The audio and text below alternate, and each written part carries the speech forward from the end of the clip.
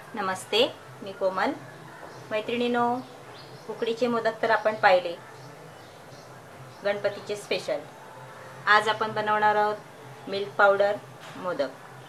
Milk पावडरपासून आपण मोदक तयार करणार आहोत. त्याच्यासाठी मी 1 वाटी मिल्क पावडर घेतलेली आहे, पाऊण वाटी साखर घेतलेली आहे, अर्धी वाटी दूध घेतलेलं आहे, 1 चमच किंवा अर्धा चमच वेलची पावडर घ्यायची आणि इथे 2 मोठे चमच साजूक तूप घेतलेलं आहे. लहान चमच असेल तर 3 चमच घ्यायचं. आणि आता आपण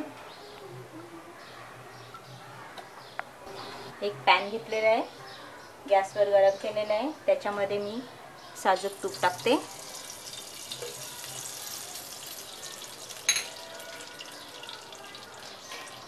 त्यातच मी दूध घालते.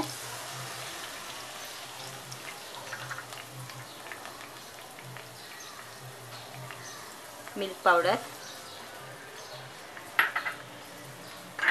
छान आपण मिक्स करून घेऊया. मंद स्टोवरती,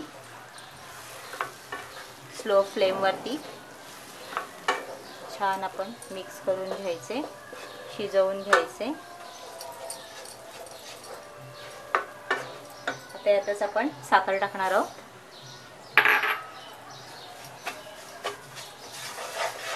साखर व्यवस्थित त्याच्यामध्ये मिक्स होईल अशा पद्धतीने चांगलं मिक्स करून घ्यायचे आणि चांगलं शिजवून घ्यायचे.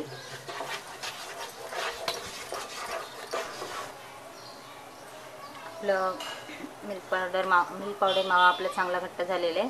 त्याच्यामध्ये मी आता वेलची पावडर टाकते. आता हे संपूर्ण सारण आपण साधारण थंड होऊ द्यायचे. मी आता स्टोव बंद करते.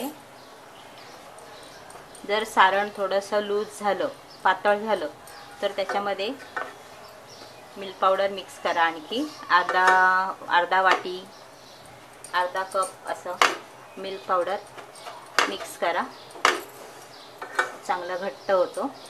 आता मी हे सारण थंड करू देते.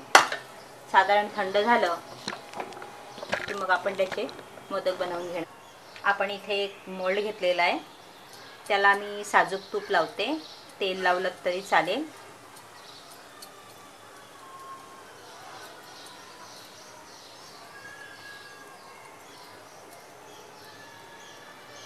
आपलं सारण बनवलेलं आहे ते चिटकू नये म्हणून मी त्याला तूप लावून घेतले. आपण ह्याचा गोळा तयार करूया. गरम आहे.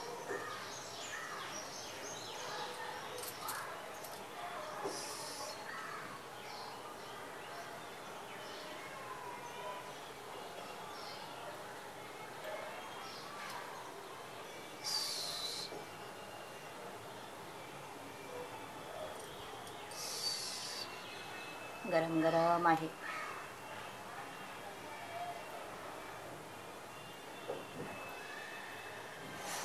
असं ठेवूया.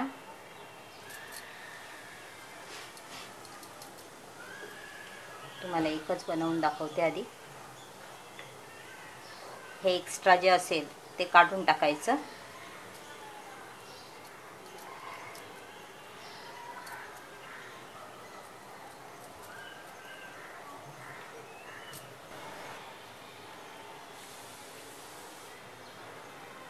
आणि अशा प्रकारे आपण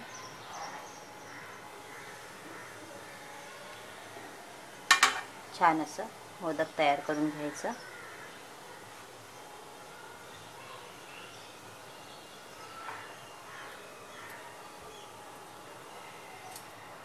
असं आपला मोदक तयार होणार. असेच आपण सर्व मोदक तयार करून घेऊया. मैत्रिणींनो, तुम्ही पाहिलंत मगाशी हे बेटर आहे ना, हे बरंच कडक झालं होतं. मग मी त्याच्यामध्ये 2 चमच दूध टाकलं.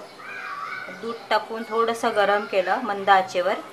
त्याच्यानंतर हे अशा प्रकारे त्याचा गोळा तयार झाला. आता ह्याचे पटापट मोदक तयार होतील. त्याच्यासाठी आपण ह्या मोल्डमध्ये आपण घालून बघूया. जर हे बनवलेलं सारण एकदम घट्ट झालं तर त्याच्यामध्ये 2 चमच दूध टाका आणि जर ते पातळ झालं तर त्याच्यामध्ये 2 चमच मिल्क पावडर टाका, व्यवस्थित होईल.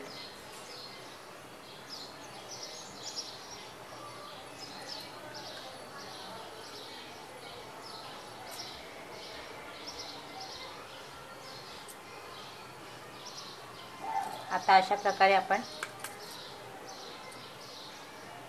मोदक बनवून घेणार आहोत. हे बघा, असे त्याचे आता सॉफ्ट मोदक तयार होत आहेत.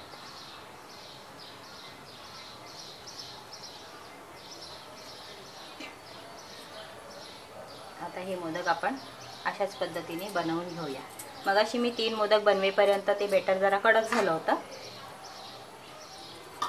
म्हणून मी त्याच्यामध्ये 2 चमच दूध टाकलं. आता ते व्यवस्थित होतंय.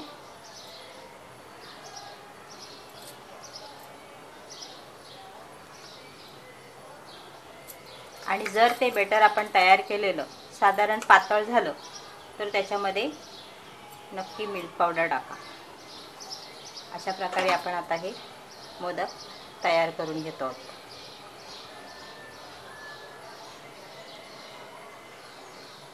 असे मोदक आपले तयार झालेले आहेत. आता सर्व मोदक मी बनवून घेते. मैत्रिणींनो, मिल्क पावडरपासून तयार केलेले आपले मोदक तयार आहेत. अतिशय छान झालेले आहेत.